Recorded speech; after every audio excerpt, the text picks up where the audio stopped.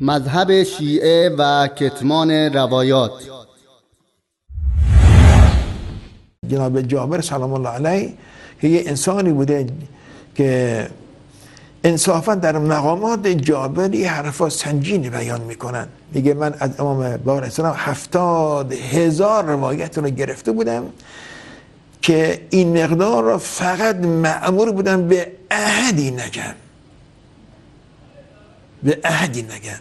حالا چقدر گفته جای خود این مقدار رو امر به کتمان داده. امام فرمود که اگر از این نکات یک جوری برای کسی نکنی لعنت من و خدا بر تو باد. یه از اون اسرار الهیه سری بود که مأمور به کتمان بودن و اینقدر دارم باید به کسی بیان نکنم چون امام امر به کتمان کردن. باید برای این حرفا به این فشار میاد.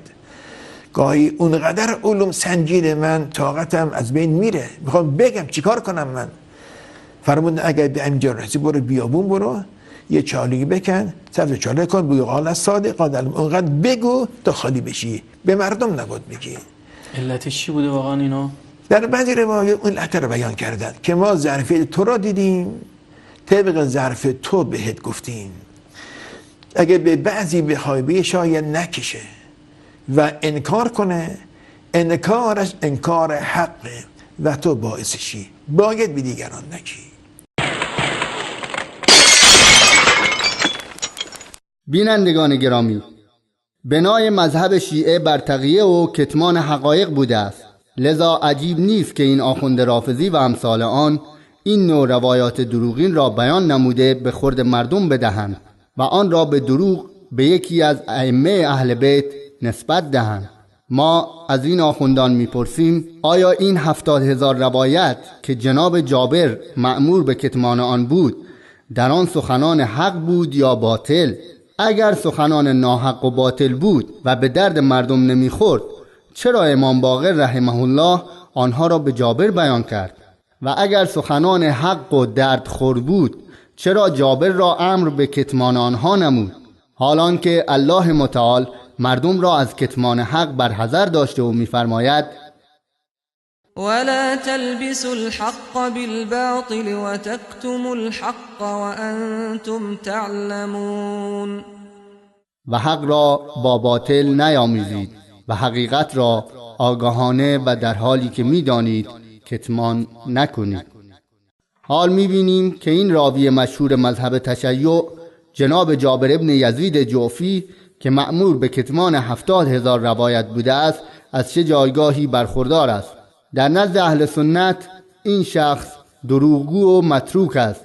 ابن اثیر در جامع الاصول جلد 12 صفحه 263 از امام ابو حنیفه رحمه الله روایت می کند که فرمودند ما لقیت فی من لقیت اکذب من جابر الجعفی. از کسانی که من با آنها ملاقات نمودم دروغگوتر از جابر جعفی نیافتم. و از امام شعبی روایت شده است که به جابر گفت والله لا تموت حتى تأتيهم بالكذب فما مات حتى اتاهم بالكذب. قسم به خدا تو نمی میری تا آن که روایاتی دروغین برای این جمع بیاوری، پس او نمرد تا آن که به آنها روایاتی دروغین آورد. الضعفاء الکبیر للعقیلی جلد 1 صفحه 191. و امام نسائی و هیثمی آن را متروک الحدیث نامیدند. میزان الاعتدال جلد 1 صفحه 380 و مجمع الزوائد جلد 8 صفحه 61. اما در نزد شیعه 1 در رجال کشی صفحه 191 از زراره بن اعین روایت است. گفت از امام صادق در مورد احادیث جابر الجعفی سوال کردم، جواب داد من فقط یک بار او را نزد پدرم دیدم و هرگز نزد من نیامده. حال منصفانه قضاوت کنید چطور این شخص در یک جلسه 70,000 حدیث از امام باقر روایت می کند و اصلا هم نزد جعفر صادق نیامده، یعنی جعفر صادق او را نمی شناسد.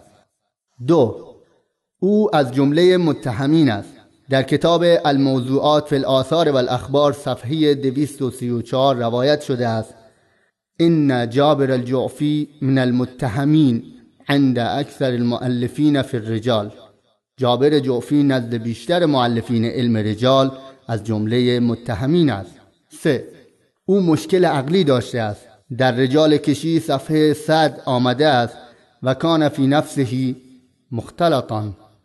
پس شایسته است که شیعیان محترم به جای این که برای عاشورا سینه بزنند به مذهب خود سینه بزنند که جز مشتی دروغ که آن را جماعتی از راویان دروغگو روایت کرده اند بیشتر نیست.